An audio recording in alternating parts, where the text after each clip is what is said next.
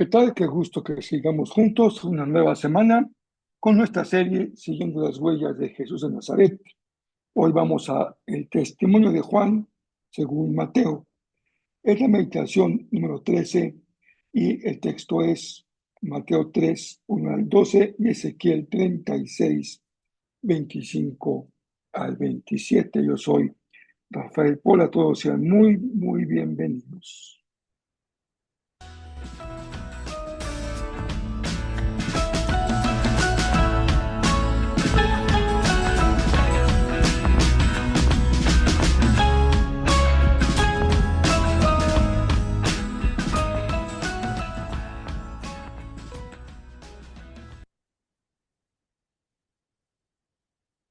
Estamos ya en día lunes y es una gran bendición que podamos estar juntos, continuando con esta meditación de la serie Siguiendo las huellas de Jesús de Nazaret. Y hoy vamos a continuar con el testimonio del Bautista que ya hemos tratado en meditaciones previas. Hoy estamos en Mateo 3 y llegamos a una escena decisiva. No es un simple prólogo en el Evangelio, es el arranque del drama mesiánico. El Evangelio de Mateo nos presenta a Juan el Bautista en el desierto, anunciando que el reino está cerca. Y junto a esa escena, escucharemos la antigua promesa del profeta Ezequiel, escrita siglos antes, en medio del exilio babilónico.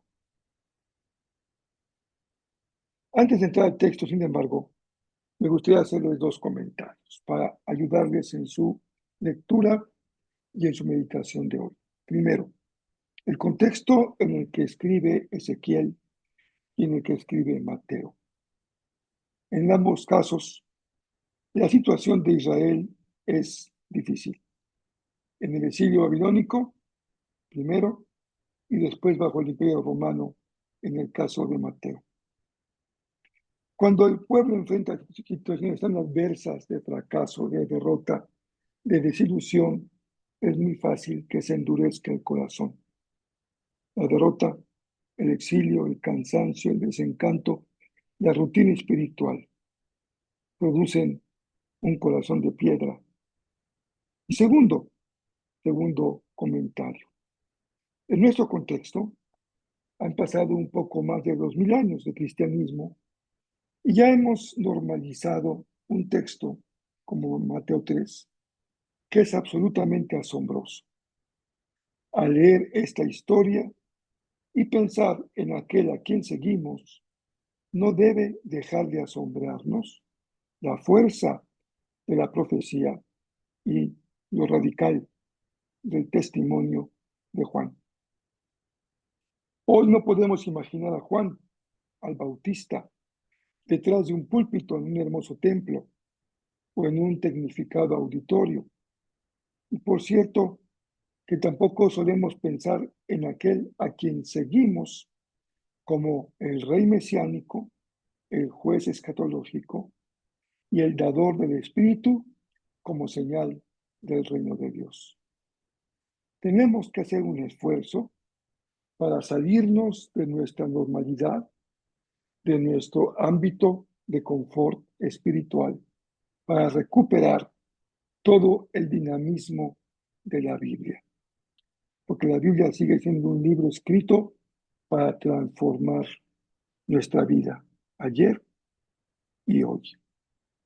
Con estos dos comentarios en mente, pues vamos al texto de Mateo. En esos días, Juan el Bautista llegó al desierto de Judea y comenzó a predicar. Su mensaje era el siguiente: arrepiéntanse de sus pecados y vuelvan a Dios, porque el reino del cielo está cerca. El profeta Isaías se refería a Juan cuando dijo: es una voz que clama en el desierto, preparen el camino para la venida del Señor, háganle camino. Juan usaba ropa tejida con pelo rústico de camello y llevaba puesto un cinturón de cuero alrededor de la cintura. se alimentaba con langostas y con miel silvestre. Gente de Jerusalén, de toda Judea y de todo el valle del Jordán salía para ver y escuchar a Juan.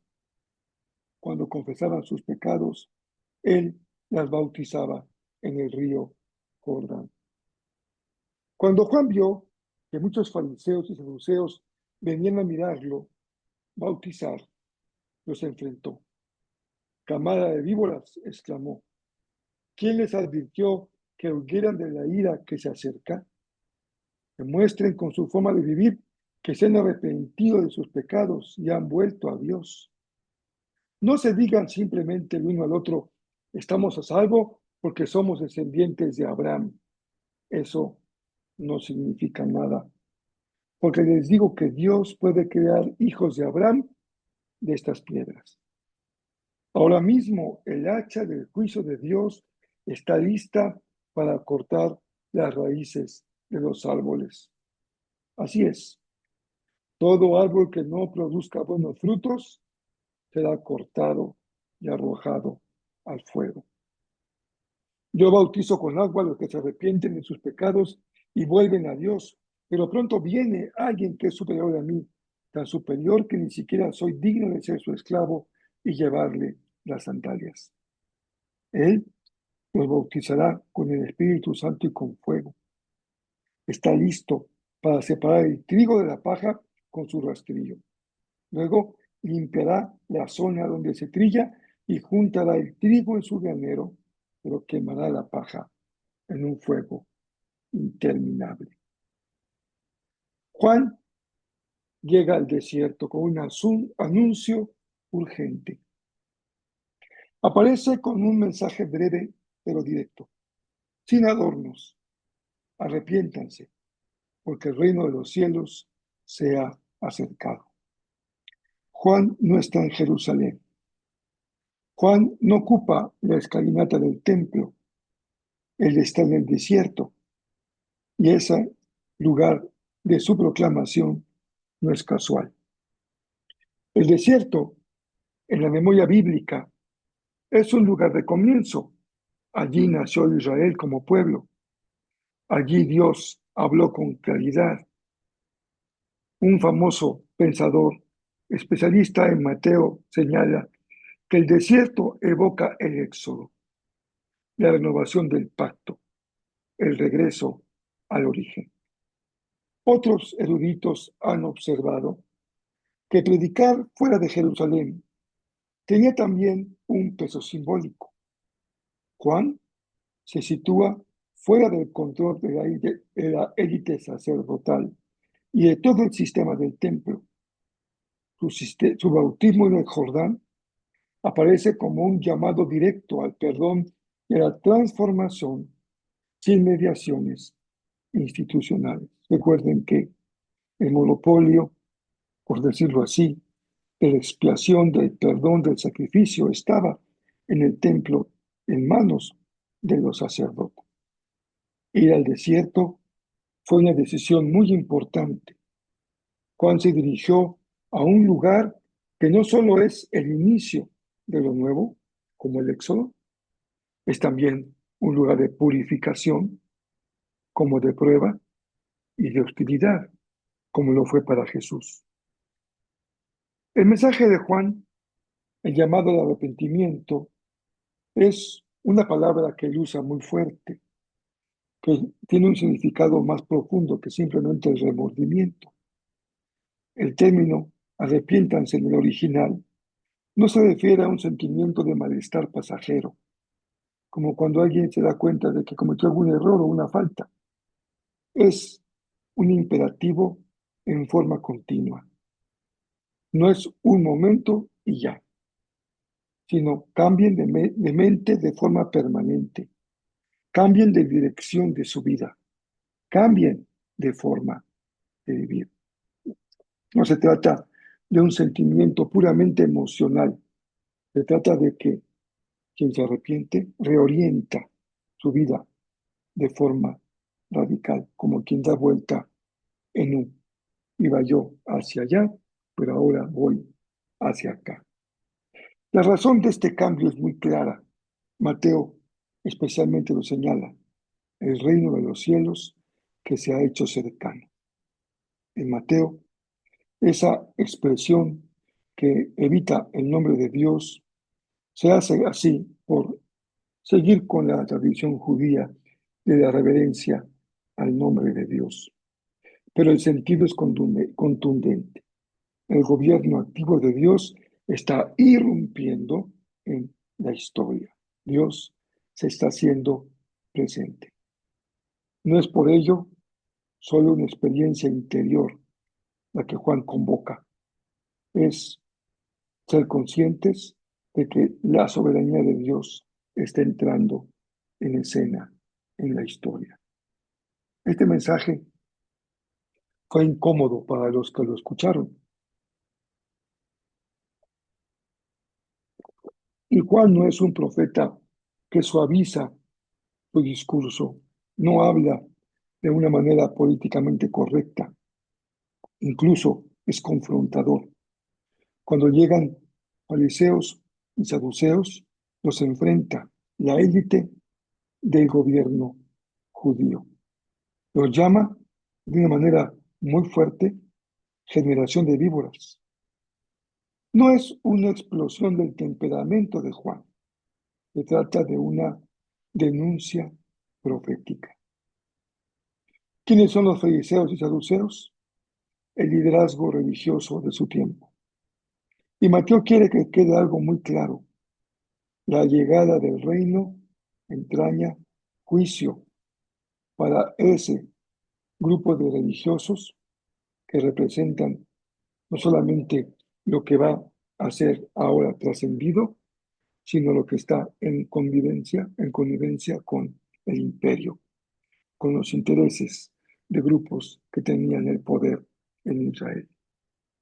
No basta, por eso dice Juan, pretender que es suficiente el linaje correcto, descendientes de Abraham.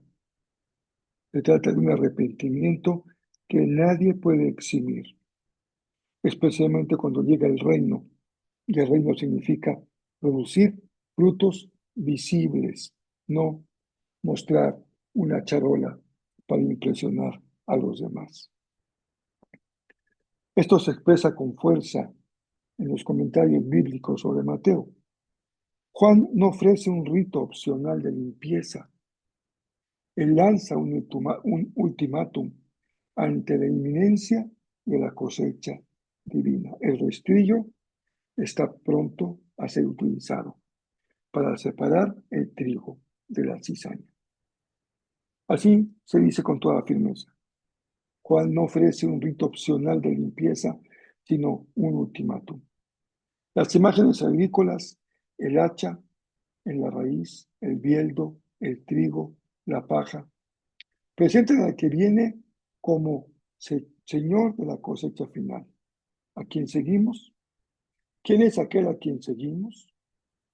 Aquel de quien habla Mateo, ahora escribiendo lo dicho por Juan, el Señor de la cosecha final. No es, por lo tanto, solamente un maestro, es el rey mesiánico, es el juez de los finales de los tiempos. Y aquí tenemos una respuesta muy clara a nuestra pregunta respecto a aquel a quien seguimos.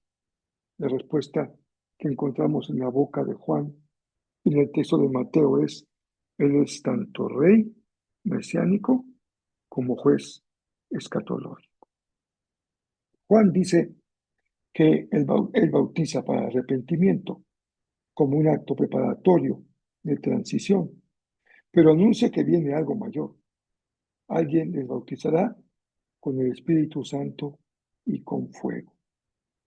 La expresión Espíritu Santo y fuego sugiere una unidad profunda entre purificación y juicio. El fuego no es solo destrucción, es refinamiento, purificación. Es también separar lo auténtico de lo que no es, lo verdadero de lo aparente. Es transformación y es también otro aspecto de Jesús como aquel que bautiza. con el Espíritu Santo. Y aquí encontramos como asoma la conexión con el profeta Ezequiel, en donde se dice que esta promesa consiste en un corazón nuevo. Dice el texto de Ezequiel, algunas frases de los versos que he considerado. Les rociaré con agua limpia, les daré un corazón nuevo, quitaré el corazón de piedra y les daré un corazón de carne. Pondré mi espíritu dentro de ustedes. El pueblo, recuerden, estaba en el exilio. El pueblo venía de un terrible fracaso, de un sentimiento de culpa y de una derrota completa. El problema que enfrentaba el pueblo no era solamente político, social, era interior, del corazón. Todo esto había logrado en ellos desarrollar un corazón de piedra, insensibilidad espiritual. El corazón de piedra no es una forma romántica de hablar del corazón de este pueblo. Describe una voluntad que se ha endurecido, que se ha petrificado, que es incapaz de responder al Señor. Y la promesa de Ezequiel no es una invitación a que el pueblo se esfuerce por mejorar. Dios nos dice, inténtenlo, hagan su mayor esfuerzo. El texto dice, yo lo haré. El gran estudioso del Antiguo Testamento, Walter Zimmermann, subraya que no se trata de una simple reforma moral. No está hablando de eso, Ezequiel, sino de una nueva creación. No se trata, de aquí la cita es muy interesante, muy esclarecedora. No se trata de pulir la piedra, se trata de reemplazar la piedra. No se trata de mejorar el corazón, ni de poner otro corazón. Dios mismo es el gran cirujano. Él remueve la piedra y coloca carne viva y pone su propio espíritu como principio interno de esa nueva vida que Él ofrece y que Él ha prometido. La obediencia ya no será solamente el cumplimiento de unas reglas externas. Ahora nace la obediencia de un verdadero sentimiento de compromiso, un deseo renovado, asumir de forma personal, profunda, los valores del reino de los cielos. La imagen que usamos hoy en nuestra meditación tiene como propósito, de alguna manera, llamar su atención a lo que hoy sería Juan el Bautista. Lo trasladamos a nuestro tiempo. No le encontraríamos buscando tener likes o pulgares hacia arriba, buscando cómo encontrar la lógica de un algoritmo. Juan seguro estaría en las periferias, no solamente en la periferia de los pueblos, sino del sistema, incomodando, denunciando, cuestionando lo que es un corazón duro, una vida petrificada como la que vivimos hoy en la sociedad. Y su llamamiento, hoy como ayer, es el mismo.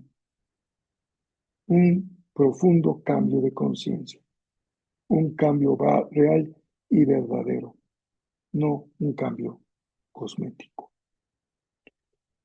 Terminemos hoy con una frase memorable de un gran pensador, N.T. Wright.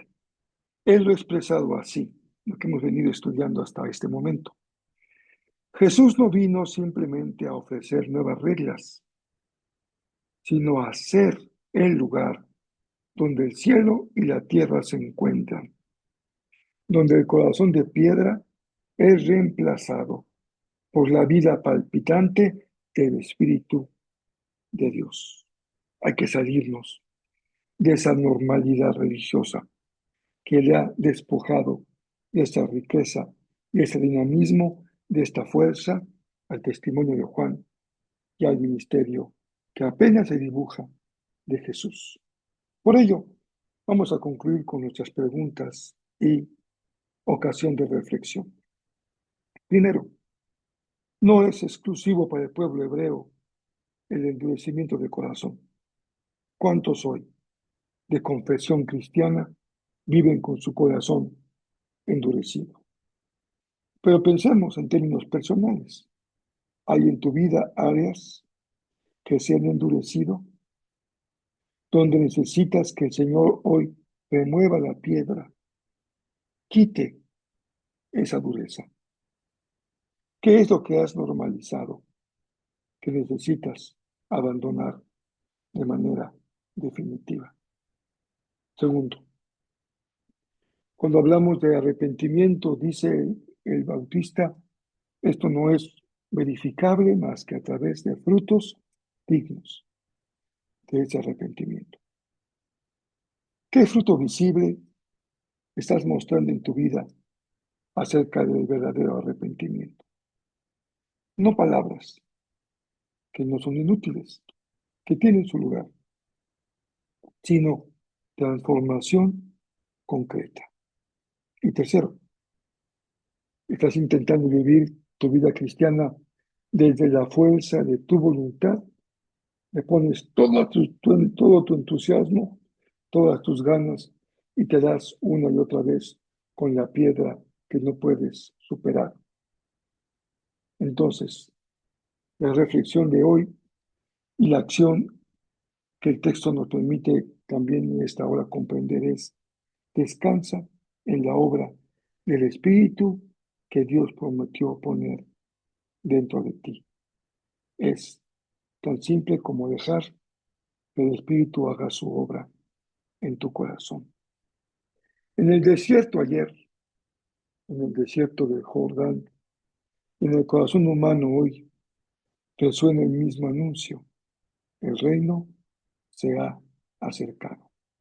Y con él, con el reino que ya ha venido en Jesús, la posibilidad real de un corazón nuevo. Yo soy Rafael Pola, esta es la serie Siguiendo las huellas de Jesús de Nazaret.